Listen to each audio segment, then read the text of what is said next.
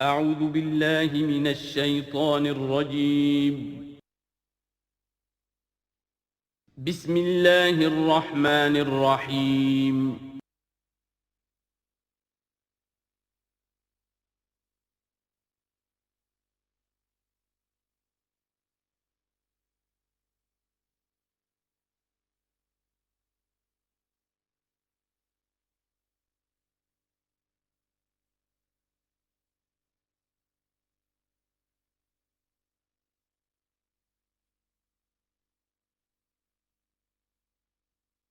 اعوذ باللہ من الشیطان الرجیم بسم اللہ الرحمن الرحیم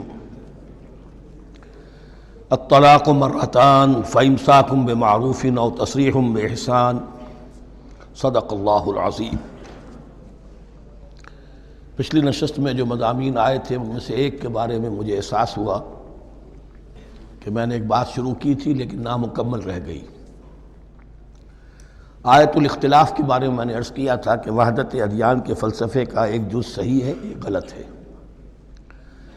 صحیح جز کی وضاحت تو ہو گئی کہ یہ تمام جتنے بھی دنیا میں مذاہب ہیں اور دین ہیں یہ سب اسی دین حق سے نکلی ہوئی شاخیں ہیں۔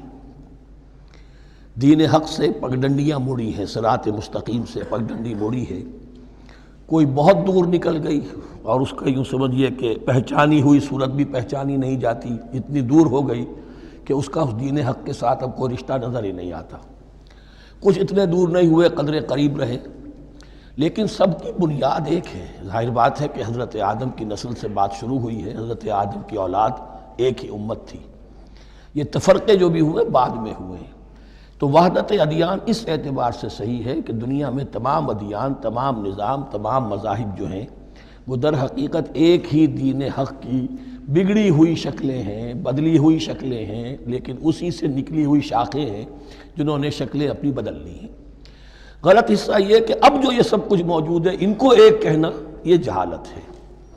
اب ان کو ظاہر بات ہے کہ ان کی شکلیں اتنی ہو چکی ہیں مختلف ایک دوسرے سے، اور اتنی ان میں تحریفات ہو چکی ہیں، اتنا تغیر و تبدل ہو چکا ہے کہ اب ان کو ایک کہنا موجودہ شکل میں یہ در حقیقت فتنہ ہے اور جہالت ہے۔ دوسری بات جو آخری مضمون آیا تھا 28ویں رکوع میں، دیکھیے اس کی ایک تمہید ہے، وہ سمجھ لیجئے۔ انسانی تمدن کا اہم ترین اور بنیادی ترین مسئلہ کیا ہے تمدن کا؟ ایک ہے انسانی زندگی کا مسئلہ۔ انسانی زندگی کا سب سے پہلا مسئلہ وہی ہے کہ جو حیوانی زندگی کا بھی ہے، اپنی مادی ضروریات، پیٹ کھانے کو مانگتا ہے، سب سے پہلے یہی ہے، اس میں کوئی شک نہیں۔ لیکن اس کے بعد جب دو انسان ملتے ہیں اور اس سے تمدن شروع ہوتا ہے، اس کا سب سے بڑا مسئلہ ہے انسان کی شہوت۔ اللہ نے دو جنسیں بنا دی ہیں، مرد ہیں، عورت ہیں، اور ان دونوں کے درمیان تعلق سے نسل آگے چلتی ہے۔ اب اس معاملے کو کیسے ہارنس کیا جائے، کیسے منظم کیا جائے، یہ جذبہ بہت پوٹنٹ ہے۔ جو فرائڈ نے کہا ہے، بس وہ یوں سمجھیے کہ ذرا زیادہ مرچ مسالہ لگا دیا، ورنہ اس میں کوئی شک نہیں کہ یہ بہت ہی پوٹنٹ جذبہ ہے انسان کا۔ انسٹنکٹ جو ہے، سیکس کا انسٹنکٹ، وہ بہت مضبوط ہے، بہت قوی ہے۔ لیکن جو شے جتنی قوی ہو اتنا ہی اسے پھر، جو گھوڑا جتنا منہ زور ہو اتنا ہی اس کو لگام دینا جو ہے وہ آسان نہیں ہوتا، اس کے لیے پھر مشقت کرنی پڑتی ہے۔ تو اب اگر تو اس سیکس کو اوپن کر دیا جاتا، کھلا سیکس، فری سیکس، آج کل یہ لفظ استعمال ہوتا ہے، فری سیکس، کیوس ہوتا، تمدن میں فساد ہو جاتا۔ اس کے لیے شادی کا معاملہ کہ ایک عورت کا ایک مرد کے ساتھ رشتہ رہے، سب کو معلوم ہو کہ یہ اس کی بیوی ہے، یہ اس کا شوہر ہے، تاکہ اس طریقے سے نسب کا معاملہ بھی چلے اور ایک خاندانی ادارہ وجود میں آئے۔ ورنہ تو خاندانی ادارہ بس کیسے وجود میں آئے گا؟ فری سیکس میں تو خاندانی ادارہ وجود میں آ ہی نہیں سکتا۔ تو شادی کا، نکاح کا یہ رشتہ جو ہے یہ اللہ تعالیٰ نے اختیار کیا اور یہ انسانوں کو سکھایا۔ اب اس میں مرد اور عورت کیا بالکل برابر ہیں؟ اس سے بڑی حماقت کوئی نہیں، اس لیے کہ کسی بھی ادارے کے دو برابر کے سربراہ نہیں ہو سکتے۔ اتنی موٹی بات ہے کہ اگر آپ کسی ایک محکمے کے دو ڈائریکٹر بنا دیں، بات غلط ہو جائے گی، خراب ہو جائے گی۔ ایک ڈائریکٹر، مینیجنگ ڈائریکٹر، دوسرے 10 ڈائریکٹر بنا دیجیے آپ، لیکن اوپر ایک ہوگا، جنرل مینیجر ایک ہوگا، ڈپٹی مینیجر 10 رکھ دیجیے۔ ہر ادارے میں اگر نظم قائم کرنا ہے تو ایک اوپر ٹاپ پر ہونا چاہیے۔ لہذا جب ایک مرد اور ایک عورت، مرد اور عورت انسان ہونے کے ناطے بالکل برابر ہیں، ایک ہی باپ کے نطفے سے بیٹا بھی ہے بیٹی بھی ہے، ایک ہی ماں کے رحم میں بھائی نے بھی پرورش پائی ہے اور بہن نے بھی، اس اعتبار سے وہ برابر ہیں، شرف انسانیت میں، نوع انسانی کی حیثیت سے، human dignity and honour they share both equally, absolutely equally. لیکن جب ایک مرد اور ایک عورت مل کر خاندان کے بنیاد رکھتے ہیں تو اب یہ برابر نہیں رہے۔ جیسے انسان سب برابر ہیں لیکن چپڑاسی اور افسر برابر نہیں ہے، اس کے کچھ اور اختیارات ہیں، اس کے کچھ اور اختیارات ہیں، اس کے کچھ اور فرائض ہیں، اس کے کچھ اور فرائض ہیں۔ اس طریقے سے اس رشتے کے معاملے میں، اور یہ بھی نوٹ کر لیجئے کہ یہی وجہ اس قدر تفصیل کے ساتھ سب سے پہلے احکام قرآن میں دیے جا رہے ہیں اسی آئلی قوانین کے متعلق۔ لیکن تمدن کی جڑ بنیاد یہ ہے، یہاں سے خاندان بنتا ہے، اور خاندانوں کے اجتماع کا نام معاشرہ ہے۔ خاندان کا نظام، اب ہمارا پاکستانی جو معاشرہ ہے، اگر ہماری 14 کروڑ تعداد ہے اس وقت، 7 افراد ایک خاندان کے اگر آپ شمار کر لیں تو آپ سمجھیے اتنے خاندان ہماری دنیا میں اس وقت موجود ہیں، 2 کروڑ خاندان ہیں، ان خاندانوں پر مشتمل ہے۔ خاندان کا ادارہ مستحکم ہوگا، معاشرہ مستحکم ہو جائے گا۔ خاندان کے ادارے میں صلاح ہوگی، فلاح ہوگی، معاشرے میں صلاح و فلاح آئے گی۔ وہاں فتور ہوگا، فساد ہوگا، بے چینی ہوگی، ظلم ہوگا، ناانصافی ہوگی، وہاں کنفلکٹس ہوں گے، میاں اور بیوی میں جو ہے جھگڑے ہو رہے ہوں گے تو اولاد کی تو جو ہے پھر وہاں تربیت صحیح نہیں ہو سکتی، ان کی تربیت میں منفی چیزیں شامل ہو جائیں گی۔ تو یہ ساری چیزیں جس کی وجہ سے بڑی تفصیل سے قرآن مجید میں احکام دیے گئے ہیں آئلی قوانین، ان میں جہاں تک یہ معاملات ہے، طلاق کا معاملہ ہے، اس میں برابر نہیں ہے۔ شادی کرنے میں عورت کو بھی حق ہے، وہ شادی سے انکار کر دے، جبر نہیں کیا جا سکتا۔ ایک مرتبہ وہ نکاح میں آ گئی ہے تو اب شوہر کا پلڑا بھاری ہے، شوہر اسے طلاق دے سکتا ہے، اگر ظلم کے ساتھ دے گا اللہ کے ہاں جواب دہی کرے گا اور پکڑ ہو جائے گی، لیکن اختیار ہے۔ وہ خود طلاق نہیں دے سکتی، البتہ طلاق حاصل کر سکتی ہے، خلا جسے ہم کہتے ہیں، وہ عدالت کے ذریعے سے، بڑوں کے ذریعے سے، رشتہ داروں کے ذریعے سے خلا کرے، لیکن طلاق دینے کا حق اس کو برابر نہیں ہے مرد کی طرح۔ اسی طرح اگر ایک طلاق دی تھی مرد نے اور اب یہ عدت پوری نہیں ہوئی ہے، وَبَعُولَتُهُنَّ أَحَقُّ بِرَدِّهِنَّ، اب وہ کہے تو نے طلاق دے دیا، میں تیرے گھر میں بسنے کو تیار نہیں ہوں، نہیں، اختیار مرد کا ہے، عدت کے اندر 3 مہینے کے اندر وہ اس کو واپس لے سکتا ہے، اس کو طلاق رجعی کہتے ہیں۔ یہ تمام چیزیں ایسی ہیں کہ بہرحال خواتین کو اچھی نہیں لگتی، اور آج کی دنیا میں تو جو یہ مرد و عورت کی مساوات کا سلسلہ ہے، یہ شیطان کا سب سے بڑا فلسفہ اور معاشرے میں فساد اور گندگی پیدا کرنے کا اس کا سب سے بڑا ہتھیار ہے۔ اور اب جو کچھ رہی صحیح اقدار ہماری ایشیا کے ممالک جو ہیں، زیادہ تر مسلمان ممالک ہیں، ان میں خاندانی نظام کی جو بچی کھچی شکل رہ گئی ہے اس کو برباد کرنے کے لیے یہ قاہرہ کانفرنس اور بیجنگ کانفرنس، اس ایشیا کا گھیراؤ دونوں طرف سے، مشرق سے اور مغرب سے، کہ عورت کو آزاد کرو، عورت کو اٹھاؤ، ایمینسیپیشن کے نام پر، آزادی کے نام پر، اور مرد و عورت کی مساوات کے نام پر، تاکہ خاندانی نظام ٹوٹ کر رہ جائے، جیسے کہ ان کے ہاں ٹوٹ چکا ہے خاندانی نظام نے۔ یہ کلنٹن صاحب نے کہا تھا اپنے سال 9 کے میسج میں کہ عنقریب ہماری قوم، امریکن نیشن، بہت جلد اس کی اکثریت حرام زادوں پر مشتمل ہوگی، بورن آؤٹ آف ویڈ لاک، وہ کسی شادی کے نکاح کے نتیجے میں کوئی وجود میں نہیں آئے ہیں، زنا کے نتیجے میں وجود آئی بھی قوم ہوگی۔ 1 پیرنٹ فیملی رہ گئی ہے، ماں ہی باپ ہے اور وہی ماں ہے، اور وہ دونوں وہ جانتے ہی نہیں۔ اب وہاں بڑی ایک مہم اٹھ رہی ہے کہ ہر انسان کا حق ہے کہ اسے معلوم ہو کہ میرا باپ کون ہے۔ وہاں تو بہت سے لوگ پتہ ہی باپ کون ہے میرا، کیا پتہ۔ یہ تباہی ہے جو اس معاشرے پر آ چکی ہے، اور ہمارے ہاں بھی لوگ اسی معاشرے کی نقالی پر چل رہے ہیں۔ اور یہ نظریہ مساوات مرد و زن جو ہے یہ بہت ہی یوں سمجھیے کہ تابناک اور بہت اچھے الفاظ کے ساتھ سامنے آ رہا ہے۔ البتہ اس کا دوسرا رخ بھی ہے، اسلام نے عورت کو جو حقوق دیے ہیں بدقسمتی سے ہم مسلمانوں نے وہ بھی ان کو نہیں دیے۔ اس کی وجہ یہ ہے کہ ہمارے اوپر ہمارا ہانٹ کر رہا ہے ہمارا ہندوانہ پس منظر۔ ہندوؤں کے معاشرے میں عورت کی کوئی حیثیت نہیں، نہ اس کی وراثت کا حق ہے، نہ وہ بیوہ ہو جائے تو جینے کا حق تھا اس کو، وہ تو پھر ستی ہو جانا چاہیے اس کو، اس کے لیے تو زندگی کا حق بھی نہیں ہے، وراثت تو بہت دور کی بات رہی، کوئی پراپرٹی کا کوئی سوال نہیں، کسی طرح کی کوئی حیثیت نہیں، کوئی لیگل اینٹیٹی نہیں۔ لیکن ہم مسلمان تو ہو گئے، ہمارے آباء و اجداد، تربیت ہوئی نہیں، لہذا ہمارے اوپر وہی تصورات ہیں، عورت کو جو ہے پاؤں کی جوتی کی طرح سمجھنا۔ یہ جو کچھ ہم کر رہے ہیں ان کے جائز حقوق بھی انہیں نہیں دیتے، اس کے نتیجے میں ہم جو مغرب کا ہم پر حملہ ہے اس کو مؤثر کرنے میں گویا ہم مدد دے رہے ہیں۔ اگر ہم اپنی خواتین کو وہ حقوق نہیں دیں گے، اگر ان کے لیے جو اللہ نے جو مقرر کیا ہے وہ انہیں نہیں دیا جائے گا، تو ظاہر بات ہے کہ رد عمل میں پھر جو یہ نعرے ہیں اور بڑے خوشنما جو دعوت اٹھتی ہے وہ لازماً انہیں کھینچ کر لے جائے گی۔ تو اس طرف بھی خیال رکھیے، اور ہمارے ہاں دیندار گھرانوں میں خاص طور پر یہ بات ہوتی ہے، اس کو سمجھنا چاہیے کہ عورتوں کے کیا حقوق ہیں، ان کی دلجوئی کتنی کرنی چاہیے۔ حضور نے کیا فرمایا ہے؟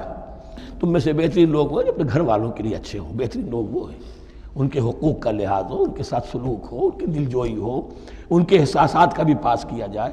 البتہ جہاں شریعت کا اور دین کا معاملہ آ جائے، نتھنگ ڈوئنگ، سیدھی سیدھی بات، یہ تلوار کی طرح آپ ننگے ہو جائیں اس وقت کہ یہ معاملہ دین کا ہے، اس میں میں تمہاری کوئی رعایت نہیں کر سکتا، ہاں میرے معاملات کے اندر جو بھی تم چاہو میں نرمی کروں گا، یہ ہو سکتا ہے۔ بس اس کو ذہن میں رکھیے، یہ کڑوی گولی ہے۔ وَلَهُنَّ مِثْلُ الَّذِي عَلَيْهِنَّ بِالْمَعْرُوفِ وَلِلرِّجَالِ عَلَيْهِنَّ دَرَجَةٌ۔ اب درمیان کے الفاظ کو تو جدید جو ہمارے ہیں دانشور وہ لے لیتے ہیں، اوپر کا نہیں دیکھتے کہ بَعُولَتُهُنَّ أَحَقُّ بِرَدِّهِنَّ، برابری کہاں رہی؟ شادی کرتے ہوئے برابری ہے، عورت کہہ سکتی میں شادی نہیں کرتی، شادی نہیں ہوگی، اس وقت برابری ہے، دونوں کی رضامندی سے شادی ہوگی، یہ برابری ہے۔ لیکن جب ایک مرتبہ بیوی بن گئی اب برابر نہیں ہے۔ اب یہ فلسفہ جا کر پوری طرح بیان ہوگا سورہ نساء میں، اور رجال قوامون علی النساء، یہ بات پھر وہاں آئے گی۔ اس کی تمہید ہے یہ کہ یہ کڑوی گولی ذرا خواتین کی حلق سے اترنی شروع ہو جائے۔ وَبَعُولَتُهُنَّ أَحَقُّ بِرَدِّهِنَّ، اور اسی طریقے سے وَلِلرِّجَالِ عَلَيْهِنَّ دَرَجَةٌ، البتہ اللہ نے جو ذمہ داریاں عورت کے حوالے کی ہیں، جس طرح کے اس کے فرائض ہیں ویسے ہی اس کے حقوق بھی ہیں، یہ ہے جو بات کہی جا رہی، لَهُنَّ مِثْلُ الَّذِي عَلَيْهِنَّ بِالْمَعْرُوفِ۔ اور یہ دنیا کا وہ اصول ہے کہ responsibilities and privileges they go together۔ کہیں آپ کا اگر ذمہ داری زیادہ تو حقوق اور اختیارات بھی زیادہ ہوں گے، ذمہ داری بہت ڈال دی، حقوق و اختیارات اتنے ہیں نہیں، آپ ذمہ داری ادا نہیں کر سکتے۔ جہاں ذمہ داری کم ہوگی وہاں حقوق و اختیارات بھی کم ہوں گے، یہ دونوں چیزیں پروپورشنیٹ چلتی ہیں۔ اب چلیے آگے، مجھے اندیشہ ہے کہ میں نے خاصا وقت اس میں لگا دیا۔ الطلاق مرتان، طلاق دو مرتبہ ہے، یعنی ایک شوہر کو دو مرتبہ طلاق دے کر اور رجوع کر لینے کا حق ہے۔ ایک دفعہ طلاق دی اور عدت کے اندر رجوع کر لیا، ٹھیک ہے، پھر طلاق دی اور عدت کے اندر رجوع کر لیا، ٹھیک ہے، تیسری مرتبہ طلاق دی اب رجوع نہیں کر سکتا۔ الطلاق مرتان، دو مرتبہ ہو سکتا ہے۔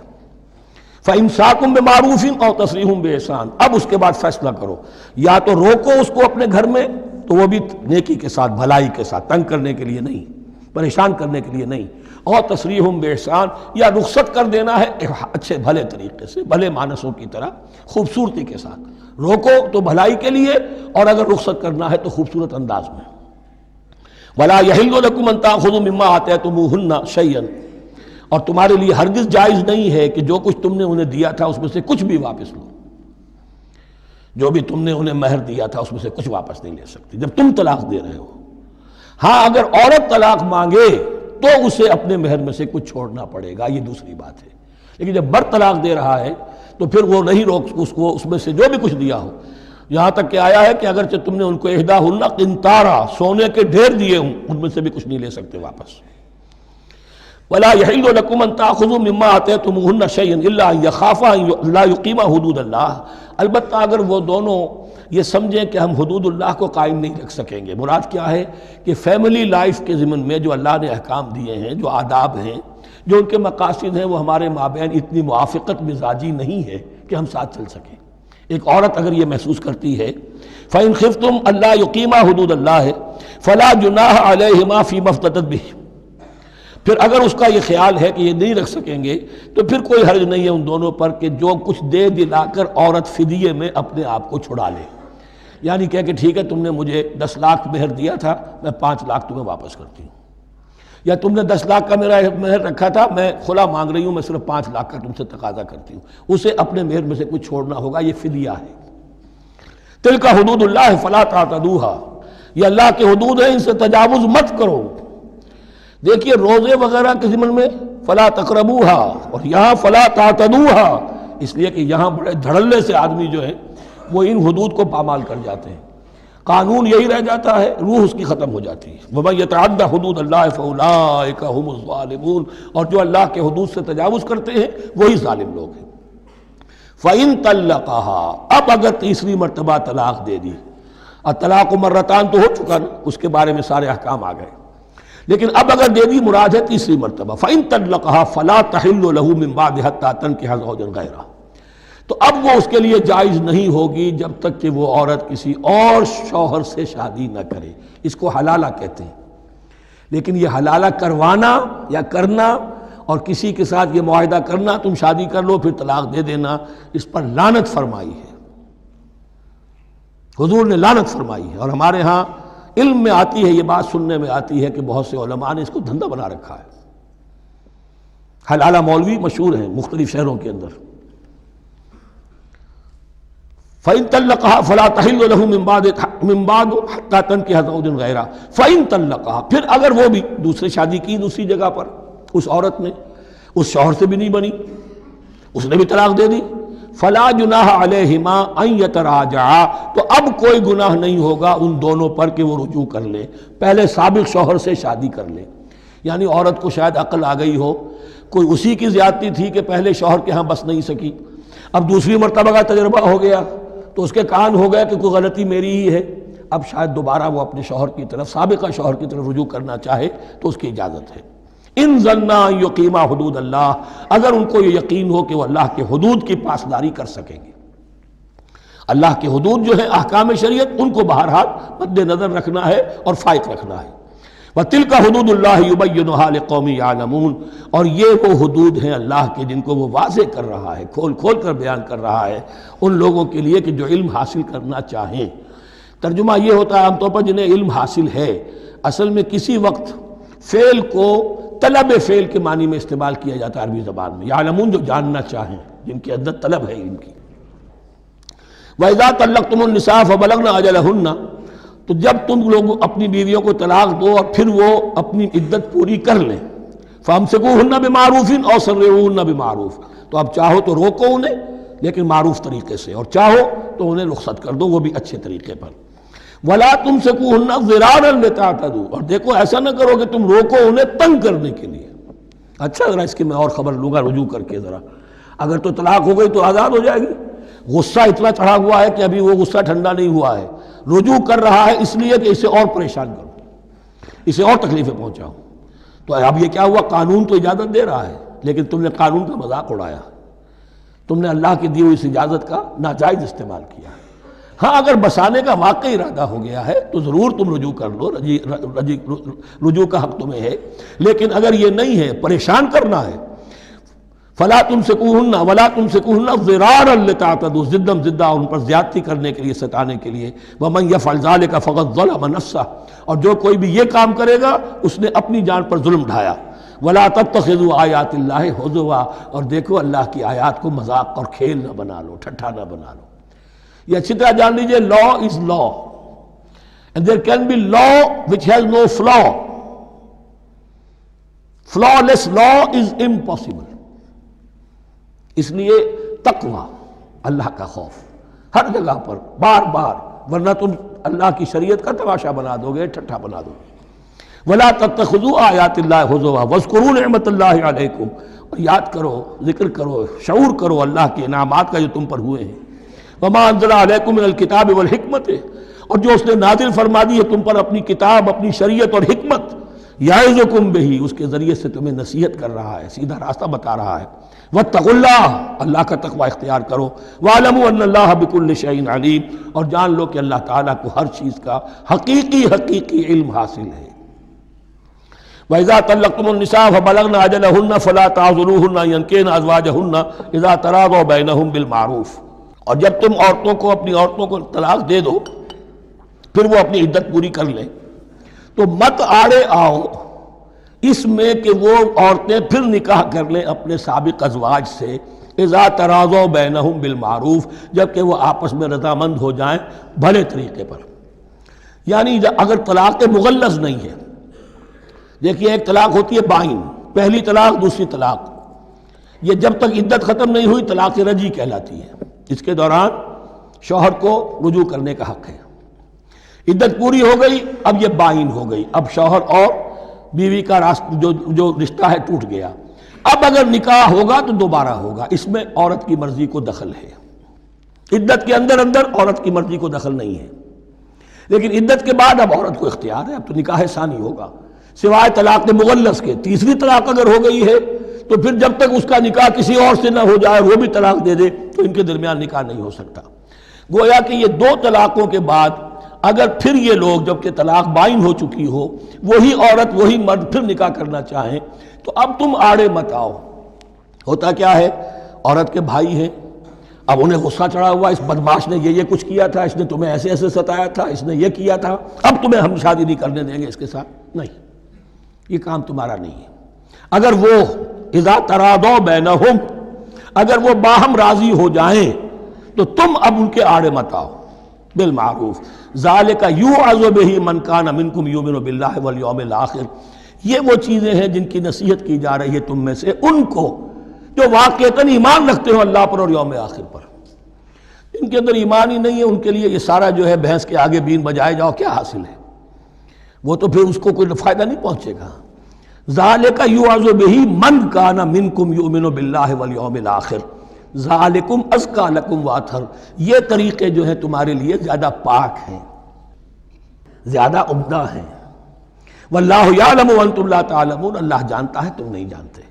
اپنی عقل کو مقدم نہ رکھو، یہ اللہ کا علم ہے، اسی نے عورت کو بنایا، اسی نے مرد کو بنایا، اسے مرد بھی عزیز ہے، عورت بھی عزیز ہے۔ الخلق عیال اللہ، حضور نے فرمایا تمام مخلوق اللہ کے کنبے کے مانند ہے۔ اللہ کو تو اپنا ہر انسان مرد ہو یا عورت ہو محبوب ہے، پسندیدہ ہے، اس کی تخلیق ہے، اس کا شاہکار ہے، لیکن یہ کہ وہ جانتا ہے کہ عورت کے کیا حقوق ہونے چاہیے، مرد کے کیا ہونے چاہیے۔ لہذا واللہ یعلم وانتم لا تعلمون والوالدات یرضعن اولادہن حولین کاملین، اور والداؤں کے لیے، ماؤں کے لیے ضروری ہے کہ وہ اپنی اولاد کو 2 سال دودھ پلائیں پورا، اور یہ خاص طور پر یہاں تذکرہ ہو رہا ہے جب طلاق کا مسئلہ ہو۔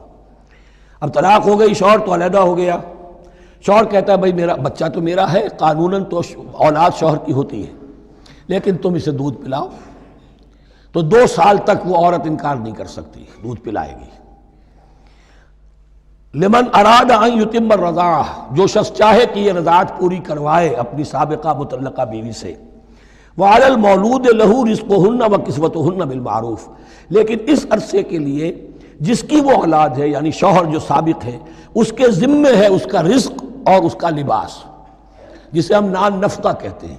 2 سال اگر اس نے دودھ پلانا ہے، اس ماں نے، مطلقہ ماں نے اپنے طلاق دینے والے شوہر کے بیٹے کو یا بیٹی کو، تو اب اس عرصے کے دوران اس کا نان نفقہ اس کے ذمے ہے، باپ کے ذمے ہے، بالمعروف، بڑے طریقے سے۔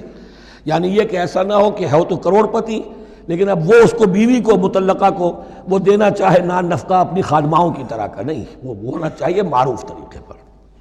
لا تکلف نفس الا وسعها، کسی پر ذمہ داری نہیں ڈالی جاتی مگر اس کی وسعت کے مطابق۔ لا تضار والدۃ بولدہا، نہ تو تکلیف پہنچائی جائے والدہ کو اپنے بچے کی وجہ سے، ولا مولود لہ بولدہ، نہ جس کا وہ اولاد ہے، جس کا وہ بیٹا یا بیٹی ہے یعنی باپ، نہ اس کو تکلیف پہنچائی جائے۔ کوئی لا ضرر ولا ضرار، حضور کی حدیث ہے، دونوں کے ساتھ منصفانہ سلوک کیا جائے۔ وعلی الوارث مثل ذلک، اب فرض کیجئے وہ شخص جو تھا طلاق دینے والا وہ تو مر گیا، تو وارث کے ذمے، اس کا جو وارث ہے اس کے ذمے نان نفقہ رہے گا، اس کے اپنے مرحوم والد کی اگر اولاد اس کی کسی مطلقہ بیوی کے پاس ہے 2 سال تک دودھ پلانے کے لیے۔ فَإِنْ أَرَادَا فِصَالًا، اب یہ بھی ہو سکتا ہے کہ وہ دونوں جو ہیں کہے کہ سب میں تو دودھ نہیں پلاتی، یا یہ کہ وہ شوہر چاہے ان تراض منہما، دونوں راضی ہو جائیں کہ میں دودھ نہیں پلواتی، آپ دودھ چھڑوا دیجئے، وتشاور، آپس میں رضامندی اور مشورت سے، فلا جناح علیہما، اس میں بھی کوئی حرج نہیں۔ اگر دودھ چھڑوانا چاہیں، وہ کسی اور سے دودھ پلوانا چاہتے ہیں، کوئی دایا رکھ لی ہے اس سے دودھ پلوانا چاہتا ہے، ٹھیک ہے، لیکن ہونا چاہیے جبر نہ ہو، ماں پر جبر نہ ہو۔ ان تراض منہما، دونوں کی رضامندی سے، وتشاور، اور مشورے سے، فلا جناح علیہما، تو پھر ان دونوں پر کوئی حرج نہیں ہے۔ وَإِنْ أَرَدْتُمْ أَن تَسْتَرْضِعُوا أَوْلَادَكُمْ فَلَا جُنَاحَ عَلَيْكُمْ، اگر تم چاہو کسی اور سے اب دودھ پلوانا، رضاعت کروانا، تو اس میں بھی کوئی حرج نہیں۔ فَلَا جُنَاحَ عَلَيْكُمْ إِذَا سَلَّمْتُمْ مَا آتَيْتُمْ بِالْمَعْرُوف، جبکہ ان کی ماں، اس کی ماں کو تم دے چکو جو کچھ کہ تم نے طے کیا تھا معروف اور بھلے طریقے پر. واتقوا اللہ، اور اللہ کا تقوی اختیار کرو. واعلموا ان اللہ بما تعملون بصیر، اور جان لو کہ جو کچھ تم کر رہے ہو اللہ اسے دیکھ رہا ہے. والذین یتوفون منکم ویذرون ازواجا، اور وہ کہ جو تم میں سے وفات پا جائیں اور وہ چھوڑ جائیں بیویاں. یتربصن بانفسہن، اب یہ عدت جو تھی، ایک تھی طلاق کی عدت، وہ 3 ماہواریاں آ جانا، 3 مہینے اندازن، اور ایک ہے جو فوت ہو گیا، اور بیوہ کی عدت کیا ہے. والذین یتوفون، جو تم میں سے وفات دے دیے جائیں، منکم تم میں سے، ویذرون ازواجا، پیچھے بیویاں چھوڑ گئے ہوں، یتربصن بانفسہن 4 اشہر وعشرا، وہ روکے رکھیں اپنے نفسوں کو 4 مہینے اور 10 دن. 4 مہینے 10 دن تک ایک جو بیوہ عورت ہے وہ کوئی اور نکاح نہیں کر سکتی. 4 مہینے 10 دن. فَإِذَا بَلَغْنَ أَجَلَهُنَّ، اور جب وہ اپنی اس مدت تک پہنچ جائیں، یعنی پوری ہو گئی مدت عدت کی، فَلَا جُنَاحَ عَلَيْكُمْ فِي مَا فَعَلْنَ فِي أَنفُسِهِنَّ، تو تم پر کوئی گناہ نہیں ہے اس معاملے میں جو وہ اپنے بارے میں کریں. اب وہ آزاد ہے، نکاح کر سکتی ہیں. اب تم روکنا چاہو، ہماری ناک کٹ جائے گی، یہ بیوہ بیٹھ نہیں سکی، اس سے رہا نہیں گیا، نہیں، غلط بات، تمہارا کوئی اختیار نہیں. لا جناح علیکم فیما فعلن فی انفسہن بالمعروف، کریں نیک طریقے سے، بھلے طریقے سے، شریعت کے مطابق، قواعد شریعت کے مطابق، تو تمہارا اختیار نہیں ہے کہ روکو. واللہ بما تعملون خبیر، اور جو کچھ تم کر رہے ہو اللہ اس سے باخبر ہے. ولا جناح علیکم فیما عرضتم بہ من خطبۃ النساء واکننتم فی انفسکم، اب یہ انہی بیواؤں کا ذکر ہو رہا ہے. تم پر کوئی حرج نہیں ہے کہ جو تم اشارے میں کوئی بات و پیغام دینا چاہو کسی بیوہ کو، اشارے کنائے میں، لیکن یہ کہ اس میں عدت کے دوران نکاح تو نہیں ہو سکتا. اشارے کنائے میں یہ کچھ بات کہی جا سکتی ہے کہ مجھے دلچسپی ہے، شاید میں کوئی بھی طریقہ اختیار کیا جائے. او اکننتم فی انفسکم، یا اپنے دلوں میں چھپائے رکھو، تو اللہ کو کوئی اعتراض نہیں. اس میں یہ کہ ظاہر بات ہے کہ ایک آدمی علم اللہ انکم ستذکرونہن، اللہ کے علم میں ہے تمہیں ان کا خیال تو آئے گا ہی. آخر یہ عورت تھی، بیوہ ہو گئی ہے، اب میں اس سے شادی کر سکتا ہوں، آپ کو رغبت ہے اس کی طرف نکاح کی، تو اب کوئی آدمی سوچے میرے دل میں خیال آ رہا ہے بیوہ کے بارے میں، میں تو گناہ گار ہو گیا، میرا دل گناہ گار ہو گیا. نہیں، یہ قانون فطرت ہے. علم اللہ انکم ستذکرونہن، اللہ کے علم میں ہے ان کا خیال تو تمہیں آئے گا ہی. ولیکن لا تواعدوہن سرا، لیکن ایسا نہ کرو کہ ان سے معاہدہ کر لو خفیہ خفیہ، طے ہو جائے، بات پکی ہو جائے. سرا الا ان تقولوا قولا معروفا، سوائے اس کے کہ کوئی معروف بات کہہ دی جائے جس سے انہیں اشارہ مل جائے، بس. ولا تعزموا عقدۃ النکاح حتی یبلغ الکتاب اجلہ، اور مت باندھو گراہ نکاح کی جب تک کہ قانون شریعت اپنی مدت پوری نہ کر لے، یعنی عدت جب تک پوری نہ ہو جائے. اب یہاں دیکھیے حتی یبلغ الکتاب، کتاب سے مراد شریعت، قانون شریعت.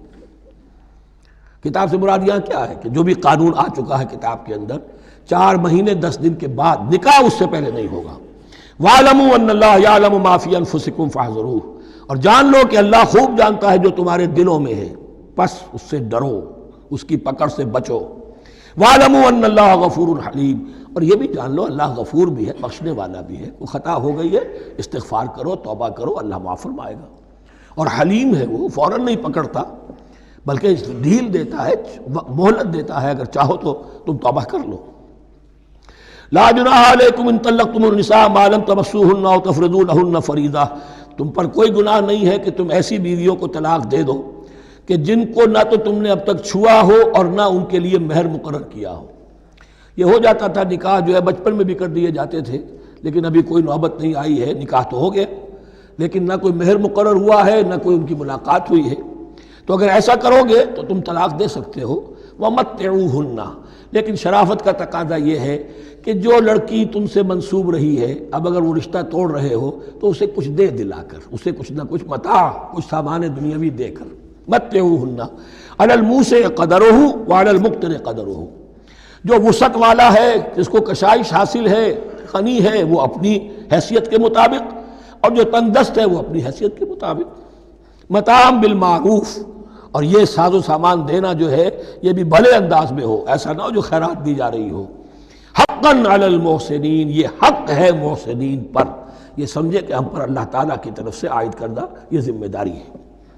وَإِن طَلَّقْتُمُوهُنَّ مِن قَبْلِ أَن تَمَسُّوهُنَّ وَقَدْ فَرَضْتُمْ لَهُنَّ فَرِيضَةً، اور اگر دوسری شکل یہ ہے کہ تم نے طلاق دی ایسی بیوی کو کہ جس کو تم نے چھوا تو نہیں ہے لیکن مہر مقرر ہو چکا تھا، فَنِصْفُ مَا فَرَضْتُمْ، تو اب آدھا مہر جو ہے جو تم نے فرض کیا تھا، جو طے کیا تھا، اس کا آدھا تو تمہیں دینا ہی دینا ہے۔ الا یعفونا، الا یہ کہ وہ معاف کر دیں، ہمیں آدھا بھی نہیں چاہیے، یا چلیے ہمیں چوتھائی دے دیجئے۔ او یعفو الذی بیدہ عقدۃ النکاح، یا وہ اس کے اندر جو ہے سخاوت سے کام لے کہ جس کے ہاتھ میں نکاح کی گرہ ہے، گرہ تو مرد کے ہاتھ میں ہے، وہ کھول سکتا ہے، عورت طلاق دے نہیں سکتی، لہذا کیوں نہ ایسا کرو کہ تم پورا ہی مہر دے دو۔ فرمایا وَأَن تَعْفُوا، اگر تم درگزر کرو اور زیادہ دو، اقرب للتقوی، یہ تقوی سے قریب تر ہے۔ وَلَا تَنْسَبُوا الْفَضْلَ بَيْنَكُمْ، اپنے مابین احسان کرنا مت بھولو، اور اپنے مابین جو فضیلت اللہ نے تمہیں دی ہے عورتوں پر اس کو مت بھولو۔ تمہارا پھر ایٹیچیوڈ بھی ایسا ہونا چاہیے کہ تم اپنے بڑے ہونے کے حساب سے ان کے ساتھ نرمی کرو، ان کو زیادہ دو، ان کو جتنا بھی مہر مقرر کیا تھا اس سے بھی زیادہ دے دلا کے رخصت کرو۔ قانون میں تو صرف مہر ہوگا، البتہ قانون یہی ہے کہ اگر انہیں چھوا نہیں ہے، مقاربت نہیں ہوئی ہے، لیکن یہ کہ مہر مقرر ہو چکا تھا تو آدھا مہر تو لازماً دینا ہے۔ آدھا بھی یہ چھوڑ سکتی ہے عورت، لیکن تمہارے لیے بہتر ہے کہ تم پورا دو یا اور زیادہ دو۔ ان اللہ بما تعملون بصیر، یقیناً جو کچھ تم کر رہے ہو اللہ دیکھ رہا ہے۔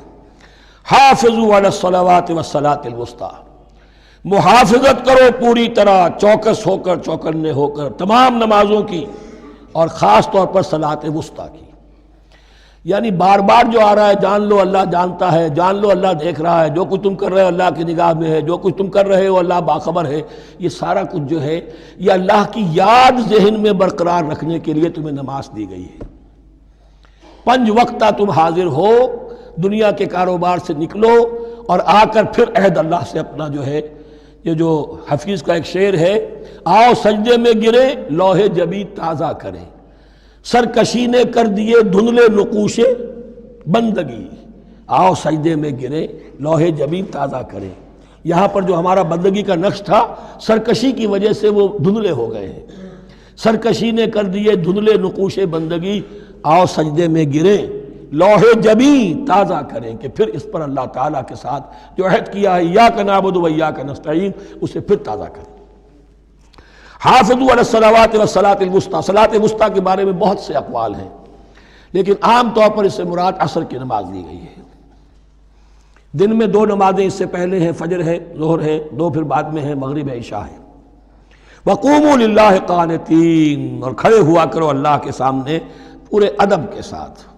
یعنی ایک تو رکوع ہے جس میں جھکنا ہے، سجدہ ہے جھکنے کی انتہا ہے، قیام بھی قنوت کے ساتھ ہو، معلوم ہو کہ ایک بندہ اپنے آقا کے سامنے کھڑا ہے، اس کے کھڑے ہونے کے انداز میں بھی معلوم ہو کہ تواضع ہے، عجز ہے۔ فَإِنْ خِفْتُمْ فَرِجَالًا أَوْ رُكْبَانًا، اور اگر تم خوف کی حالت میں ہو تو چاہے پیادہ چلتے ہوئے، سفر کرتے ہوئے، دشمن پیچھا کر رہا ہے، آپ کہیں جا رہے ہیں تو چاہے اب رکیں گے نماز پڑھیں گے تو وہ تعاقب میں قریب آ جائے گا، تو رجالن چلتے ہوئے، یا کہیں جلدی جانا ہے اور وہاں پر ابھی فوری طور پر حملہ کرنا ہے تو اس میں یہ ہے کہ جنگ کی حالت میں یہ رعایتیں ہیں، چلتے ہوئے اور رکبانہ یا سوار ہونے کی حالت میں بھی نماز پڑھی جا سکتی ہے۔ فَإِذَا أَمِنْتُمْ، لیکن پھر جب امن میں ہو جاؤ، فَاذْكُرُوا اللَّهَ كَمَا عَلَّمَكُمْ، پھر اللہ کو یاد کرو جیسے کہ تمہیں اس نے سکھایا ہے۔ کس نے سکھایا ہے؟ محمد الرسول اللہ نے۔ صلو کما رأیتمونی اصلی، نماز پڑھو جیسے کہ تم مجھے دیکھتے ہو میں نماز پڑھتا ہوں۔ وہ ہے اللہ کا سکھایا ہوا، اس لیے کہ یہ بھی ثابت ہے روایات سے کہ حضرت جبرائیل نے آ کر حضور کو نماز پڑھائی ہے، 2 دن پڑھائی ہے۔ ایک دن 5 نمازیں اول وقت میں پڑھائیں، دوسرے دن 5 نمازیں آخری وقت میں پڑھائیں، اور بتا دیا کہ ان نمازوں کا وقت ان اوقات کے دوران ہے۔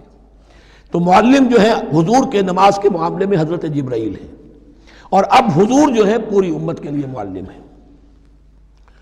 فَإِذَا أَمِنْتُمْ فَاذْكُرُوا اللَّهَ كَمَا عَلَّمَكُمْ مَا لَمْ تَكُونُوا تَعْلَمُونَ، جو کہ تم نہیں جانتے تھے اللہ نے تمہیں سکھایا ہے۔ وَالَّذِينَ يُتَوَفَّوْنَ مِنْكُمْ وَيَذَرُونَ أَزْوَاجًا، اور پھر دوبارہ لوٹ کر معاملہ آ رہا ہے بیواؤں کا، اور جو لوگ تم میں سے وفات دے دیے جائیں اور وہ چھوڑ جائیں پیچھے بیویاں، وَصِيَّةً لِأَزْوَاجِهِمْ مَتَاعًا إِلَى الْحَوْلِ غَيْرَ إِخْرَاجٍ، تو ان کی بیویوں کے لیے وصیت لازماً، اپنی بیویوں کے لیے وصیت لازماً کریں 1 سال تک کے لیے نان نفقے کی، اور بغیر اس کے کہ انہیں گھروں سے نکالا جائے۔ اب یوں سمجھیے اس کو، ایک شخص فوت ہوا، 4 بیویاں ہیں، ایک کے ہاں اولاد تھی، بیٹا تو اسی کا ہے، باقی 3 تو اس کی جو ہیں سوتیلی مائیں ہیں۔ ایک ماں کو تو وہ اپنی ماں سمجھ کر اس کی خدمت کرے گا، باقی 3 کو لائبلٹی سمجھے گا۔ تو فرمایا ایسا نہ ہو کہ فوراً نکال دو کہ جاؤ اپنا راستہ لو، جس سے تمہاری شادی تھی وہ گیا۔ 1 سال کے لیے انہیں گھر سے نہ نکالا جائے اور ان کا نان نفقہ دیا جائے۔ لیکن یہ بھی اصل میں تھا وصیت کا، جب یہ جو قانون آئے گا وراثت کا تو اس سے پہلے کے لیے ہے۔ جیسے کہ والدین کے لیے کہا گیا تھا وصیت کرو، ایسے بیویوں کے لیے بھی کرو۔ جب ان کا حق آ گیا، اس لیے کہ شوہر مر گیا ہے تو بیوی کا حق ہے اس کی وراثت میں، بیوی مر گئی ہے شوہر کا حق ہے اس کی وراثت میں، تو وہ تو وراثت کے اندر حق معین ہو گیا، تو اب یہ وصیت کی ضرورت نہیں۔ اور اسی طرح 1 سال کا نفقہ نہیں ہے، اب نفقہ جو ہے وہ صرف عدت کے دوران کا ہے، جو ہم اس سے پہلے پڑھ چکے ہیں۔ فَإِنْ خَرَجْنَا فَلَا جُنَاحَ عَلَيْكُمْ فِي مَا فَعَلْنَ فِي أَنفُسِهِنَّ، لیکن اگر وہ خود نکل جائیں، ظاہر بات ہے کہ عدت ہوتی 4 مہینے 10 دن، اب تم سال بھر روکو گے تو نہیں ان کو، اگر وہ شادی کر کے کہیں اور جا کے بسنا چاہیں تو تم پر کوئی الزام نہیں آئے گا، جو کچھ وہ کرتی ہیں اپنی جانوں کے بارے میں معروف ہو، بھلے طریقے پر، معروف طریقے پر۔ واللہ عزیز الحکیم، اور یقیناً اللہ تعالیٰ زبردست ہے، حکمت والا۔ وللمطلقات متاع بالمعروف، اسی طرح مطلقات کے لیے بھی ساز و سامان زندگی کی ضروریات ہے معروف طریقے پر، حقاً علی المتقین، لیکن یہ ہے عدت کے وقت تک کے لیے۔ اسی معاملے میں شاہ بانو کیس میں ایک جو فیصلہ دیا تھا، یہ کلکتہ ہائی کورٹ نے، اس پر پھر ہندوستان میں ایجیٹیشن ہوا۔ اس نے یہ فیصلہ دیا تھا کہ کوئی مسلمان اپنی بیوی کو طلاق دے دے تو اب وہ بیوی اگر تو دوسری شادی کر لے تب تو بات دوسری ہے، ورنہ جب تک زندہ رہے گی اس طلاق دینے والے پر اس کا نان نفقہ جو ہے رہے گا پوری زندگی تک۔ اس پر مسلمانوں نے کہا، بھارت کے مسلمانوں نے، یہ ہماری شریعت میں دخل اندازی ہے، شریعت نے صرف عدت تک کا حق رکھا ہے مطلقہ کے لیے، تم ساری زندگی کہاں سے لا رہے ہو؟ پھر وہ فساد ہوا، پھر بہت سے لوگوں نے جانیں دیں، پھر جو ہے ایجیٹیشن ہوا، لیکن پھر راجیو گاندھی کو گھٹنے ٹیکنے پڑے، اور پھر قانون بنا دیا گیا بھارت میں کہ کوئی عدالت ہندوستان کی including supreme court of India مسلمانوں کے آئلی قوانین میں دخل نہیں دے سکتی۔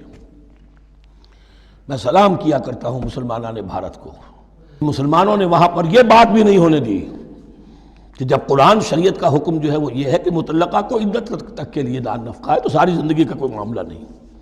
کذالک یبین اللہ لکم آیاتہ لعلکم تعقلون، اسی طرح اللہ تعالیٰ تمہارے لیے اپنی آیات کو واضح کر رہا ہے تاکہ تم عقل سے کام لو اور سمجھو۔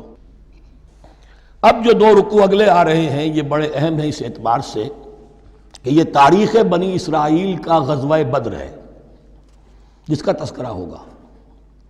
میں ایک بات آپ کو بنی اسرائیل کی تاریخ کی بتا چکا ہوں کہ جب حضرت موسیٰ کے انتقال کے بعد یوشع ابن نون کی سرکردگی میں انہوں نے جہاد کیا، قتال کیا تو فلسطین فتح ہو گیا، لیکن انہوں نے چھوٹی چھوٹی حکومتیں 12 بنا لی اور آپس میں لڑتے بھی رہے۔ لیکن 300 برس کے بعد پھر صورتحال پیدا ہوئی، وہ واقعہ ہوگا جو اب سامنے آ رہا ہے کہ جب ان کے اوپر دنیا تنگ ہو گئی، آس پاس کے جو کافر اور مشرک لوگ تھے انہوں نے انہیں دبا لیا، بہت سو کو ان کے گھروں سے، ان کے ملکوں سے نکال دیا، تو پھر تنگ آ کر انہوں نے کہا اس وقت کے نبی سے کہ ہمارے لیے کوئی بادشاہ بنا دیجئے، سپہ سالار بنا دیجئے، اب ہم اللہ کی راہ میں جنگ کریں گے۔ تو وہ جو جنگ ہوئی ہے طالوت اور جالوت کی، اس جنگ کے بعد سے خلافت راشدہ شروع ہوئی ہے دور بنی اسرائیل کی۔ گویا کہ خلافت راشدہ دور بنی اسرائیل کی 300 برس بعد آئی ہے ان کے رسول کے انتقال کے، جبکہ خلافت راشدہ اس امت مسلمہ کی متصل ہے رسول اللہ صلی اللہ علیہ وسلم کے زمانے کے ساتھ، اس لیے کہ صحابہ نے جانیں دیں، خون دیا، قربانیاں دیں، اور اس کے نتیجے میں حضور کی زندگی ہی میں دین غالب ہو گیا، اسلامی ریاست قائم ہو گئی۔ تو ظاہر بات ہے اس کے بعد آپ کے انتقال کے بعد خلافت کا دور شروع ہو گیا، لیکن وہاں یہ سارے سال 300 برس گزرے ہیں، اس کے بعد ان کا دور خلافت آیا ہے، اور اس میں بھی 3 خلافتیں ہیں کہ جو متفق علیہ ہیں، ویسے وہاں تو وہ نبوتیں ہیں، طالوت علیہ السلام، داؤد علیہ السلام اور سلیمان علیہ السلام۔ چوتھی خلافت پر آ کر تقسیم ہو گئی ہے، جیسے حضرت علی کے زمانے میں چوتھی خلافت میں عالم اسلام جو ہے دارالاسلام منقسم ہو گیا کہ مصر اور شام نے حضرت علی کی خلافت کو تسلیم نہیں کیا۔ اسی طرح حضرت سلیمان کے دو بیٹوں میں پھر ان کی مملکت تقسیم ہو گئی، ایک اسرائیل اور ایک یہودیہ، یہ دو ریاستیں وجود میں آئی، جیوڈی۔ بہرحال یہ جو واقعہ تھا کہ جس کے بعد خلافت راشدہ شروع ہو رہی ہے، اسلام کا غلبہ شروع ہو رہا ہے حضرت موسیٰ کی تاریخ میں، وہ ہے طالوت اور جالوت کی جنگ۔ اس کے لیے اب یہاں پر تذکرہ ہو رہا ہے، اور یہ بھی ایک آئینہ دکھایا جا رہا ہے صحابہ کرام کو، اب یہی مرحلہ تمہیں درپیش ہے۔ غزوہ بدر آیا چاہتا ہے، آئینہ، coming events cast their shadows before, تمہیں پہلے سے بتایا جا رہا ہے۔ الم تر الی الذین خرجوا من دیارہم، کیا تم لوگوں نے غور نہیں کیا، کیا تم نے غور نہیں کیا ان لوگوں کے حال پر کہ جو نکل گئے اپنے گھروں سے، وہم الوف، جبکہ وہ ہزاروں کی تعداد میں تھے، حذر الموت، موت سے ڈر کی وجہ سے، یعنی جب کفار اور مشرکین نے غلبہ کر لیا ان پر اور بہت سے ملکوں سے یہ بھاگے اپنے ملک چھوڑ کر، فقال لهم اللہ موتوا، تو اللہ نے ان سے کہا کہ مر جاؤ، ثم احیاہم، پھر انہیں زندہ کیا۔ یہاں یہ بھی ہو سکتا ہے مراد کہ فی الواقع یہ عمل ہوا ہو، اور یہ بھی مراد ہو سکتا ہے جیسے قوم مر جاتی ہے لیکن پھر اس کا نشأت ثانیہ ہو جاتی ہے، پھر اللہ نے ان کے اندر ایک جذبہ پیدا کر دیا۔ یعنی یہاں پر مرنا اور احیاء جو ہے وہ معنوی ہو، روحانی ہو، اخلاقی ہو، وہ بالفعل جسدی نہ ہو، لیکن اللہ کے اختیار سے باہر نہیں، اس کی قدرت میں ہے، سب کو مار کر بھی دوبارہ جلا سکتا ہے۔ ان اللہ لذو فضل علی الناس ولکن اکثر الناس لا یشکرون، اور یقیناً اللہ تعالیٰ تو اپنے بندوں پر بڑا فضل کرتا ہے، لیکن اکثر لوگ جو ہے شکر نہیں کرتے، ناقدری کرتے ہیں اللہ کے احسانات کی۔ لیکن اب وہ غزوہ بدر جو ہے ان کا سابقہ امت مسلمہ کا، اس کا حال بیان کرنے سے پہلے مسلمانوں سے گفتگو ہو رہی، اس لیے کہ ہے تو ساری ان کے لیے، ان کی ہدایت کے لیے۔ تاریخ بیان کرنا قرآن کا مقصد نہیں ہے، تاریخ کی کتاب نہیں ہے یہ، تو جو پروسیس آف ریولوشن چل رہا تھا، جو جد و جہد تھی، جو تحریک تھی محمد رسول اللہ کی، جس مرحلے میں سے وہ تحریک گزر رہی ہے، اسی مرحلے کی مناسبت سے سابقہ تاریخ سے بھی واقعات لائے جا رہے ہیں، اور اسی کی مناسبت سے وہ جو بھی وقتی احکام ہیں وہ دیے جا رہے ہیں۔ وَقَاتِلُوا فِي سَبِيلِ اللَّهِ وَاعْلَمُوا أَنَّ اللَّهَ سَمِيعٌ عَلِيمٌ، اور جنگ کرو اللہ کے راستے میں، اور جان لو اللہ تعالیٰ سب کچھ سننے والا اور جاننے والا ہے۔ من ذا الذی یقرض اللہ قرضا حسنا فیضاعفہ لہ اضعافا کثیرا، کون ہے وہ شخص کہ جو اللہ کو قرض حسنہ دے؟ یہ انفاق جب کیا جاتا ہے خالص اللہ کے دین کے لیے، تو اللہ کہتا ہے یہ میرے ذمہ قرض ہے، دین میرا ہے، تم میرے دین کو غالب کرنا چاہتے ہو، میری حکومت قائم کرنا چاہتے ہو، تو جو کچھ اس میں خرچ کرو گے وہ مجھ پر قرض ہے، قرض حسنہ ہے۔ من ذا الذی یقرض اللہ قرضا حسنا فیضاعفہ لہ، تو اللہ اس کو اس کے لیے بڑھاتا رہے، دگنا کرتا رہے، اضعافا کثیرا، دگنا چوگنا، بہت گنا۔ واللہ یقبض ویبسط، اور اللہ ہی کے اختیار میں کسی چیز کو چھوٹا کر دینا، سکیر دینا، اور کھول دینا اور کشائش کر دینا۔ وَإِلَيْهِ تُرْجَعُونَ، اور اسی کی طرف تمہیں لوٹا دیا جائے گا۔ یہاں دیکھیے یہ دونوں چیزیں، جہاد بالنفس اس کی آخری شکل قتال، اور جہاد بالمال اس کے لیے پہلے لفظ آ رہا تھا انفاق، اب قرض حسنہ، اللہ کو قرض حسنہ۔ الم تر الی الملأ من بنی اسرائیل من بعد موسیٰ، کیا تم نے غور نہیں کیا موسیٰ کے بعد بنی اسرائیل کے سرداروں پر، ملا من بعد موسیٰ، اذ قالوا لنبی لہم، جبکہ انہوں نے اپنے نبی سے کہا، یہ تو میں آپ کو حدیث سنا چکا ہوں، کوئی وقت ایسا نہیں گزرا حضرت موسیٰ کے بعد کہ نبی کوئی نہ کوئی موجود نہ رہا ہو، حضرت عیسیٰ تک۔ اس زمانے کے جو نبی تھے ان سے انہوں نے کہا لَهُمْ مُبَعْثْ لَنَا مَلِكًا نُقَاتِلْ فِي سَبِيلِ اللَّهِ، اب ہمارے لیے کوئی بادشاہ مقرر کر دیجئے تاکہ ہم اللہ کی راہ میں قتال کریں، جنگ کریں۔ یہاں بادشاہ سے مراد ہے جو سپہ سالار ہو، نبی ہے تو ظاہر بات ہے کہ نبی کا رتبہ تو بلند رہے گا، لیکن نبی کے تابع ہو کر کوئی شخص کہ جو جنگ کی سپہ سالاری کر سکے اس کو نامزد کر دیجئے۔ قال هل عصیتم ان کتب علیکم القتال الا تقاتلوا، جو نبی تھے یہ سیموئیل نبی تھے، سموئیل، یہ آپ اولڈ ٹیسٹمنٹ میں پڑھیں گے، سیموئیل نبی۔ انہوں نے کہا کہ اس کا بھی اندیشہ ہے کہ جب جنگ فرض کر دی جائے اللہ تقاتلوا، پھر تم جنگ نہ کرو، یعنی ابھی تو بڑے تمہارے دعوے ہیں، بہادری دکھا رہے ہو، بڑا جوش و خروش ہے، کہیں ایسا تو نہیں ہوگا کہ ادھر سے میں اللہ تعالیٰ سے اجازت بھی لوں جنگ کی اور تمہارے لیے کوئی سپہ سالار یا بادشاہ بھی بنا دوں اور پھر تم جنگ سے کرنی کترا جاؤ۔ قالوا وما لنا الا نقاتل فی سبیل اللہ، ان کا کیسے ممکن ہے کہ ہم اللہ کی راہ میں قتال نہ کریں؟ وقد اخرجنا من دیارنا وابنائنا، جبکہ ہمیں نکال دیا گیا ہے ہمارے گھروں سے اور ملکوں سے اور اپنے بیٹوں سے، یعنی ان کی اولاد کو تو انہوں نے غلام بنا لیا، ان کی عورتوں کو بانیہ بنایا، اب یہ تو نکلے ہوئے ہیں اپنے ملکوں سے خوف سے بھاگے ہوئے۔ فلما کتب علیہم القتال، تو جب ان پر وہ جنگ فرض کر دی گئی، تولوا الا قلیلا منہم، تو پیٹھ پھیر گئے سب کے سب سوائے کچھ لوگوں کے۔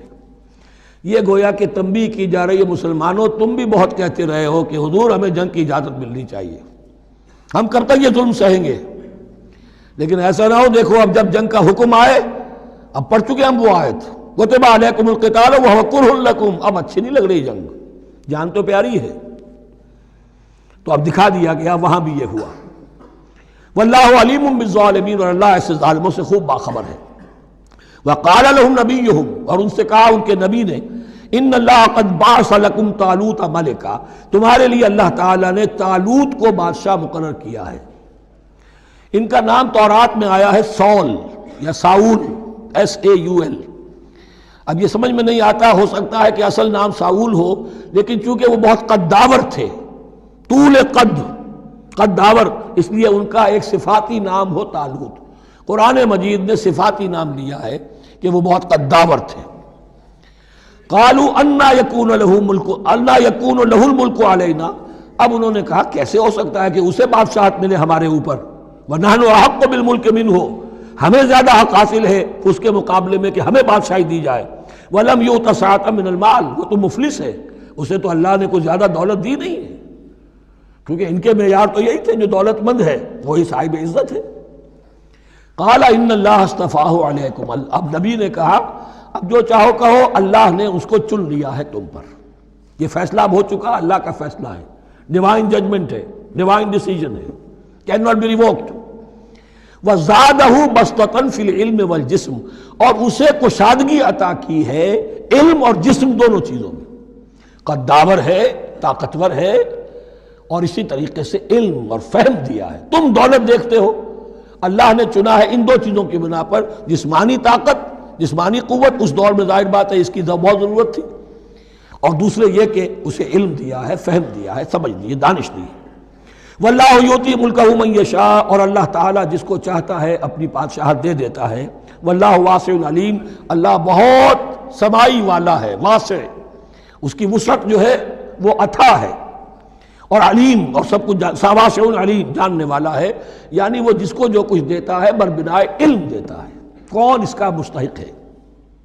وقال لهم نبيهم ان آیۃ ملکہ ان یاتیکم التابوت فیہ سکینۃ من ربکم وبقیۃ مما ترک آل موسیٰ وآل ہارون تحملہ الملائکہ، اور ان سے کہا ان کے نبی نے کہ طالوت کی بادشاہت کی ایک نشانی یہ ہوگی کہ وہ صندوق جو تمہارے سے جاتا رہا چھن چکا ہے، جس میں سکینہ ہے، تمہارے لیے تسکین کا سامان ہے تمہارے رب کی طرف سے، اور بقیت مما ترک آل موسیٰ و آل ہارون، اور کچھ تبرکات ہیں جو آل موسیٰ اور آل ہارون کے اس صندوق میں رکھے ہوئے ہیں، تحملہ الملائکہ، وہ ملائکہ کی تحویل میں ہے۔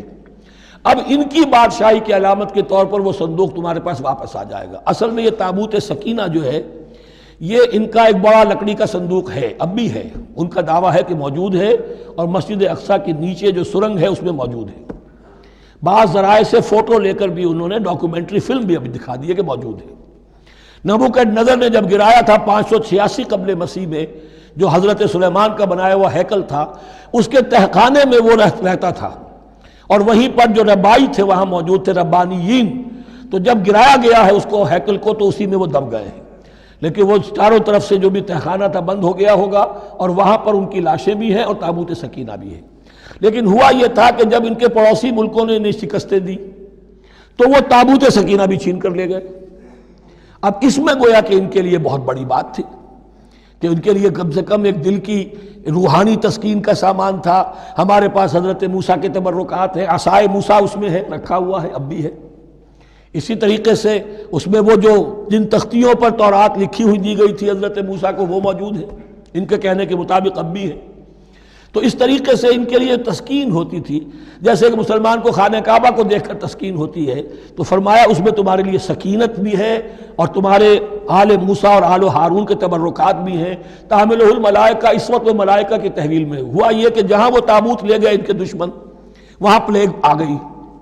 انہوں نے سمجھا کوئی نحوست ہے اس کے اندر جس کی وجہ سے پلیگ آ گئی ہے، انہوں نے ایک چھکڑے کے اوپر اس کو رکھا اور بیلوں کو ہانک دیا، جاؤ جدھر جانا ہے۔ تو حضرت سموئیل نے ان سے کہا کہ طالوت کا اللہ کی طرف سے نامزد کیے جانا ایک علامت اس کی یہ ہوگی کہ وہ تمہارے تسکین کا سامان جو تم سے چھن گیا تھا ان کے عہد امارت میں یا ان کے عہد ملوکیت میں تمہیں واپس مل جائے گا، اور وہ فرشتوں کی تحویل میں ہے۔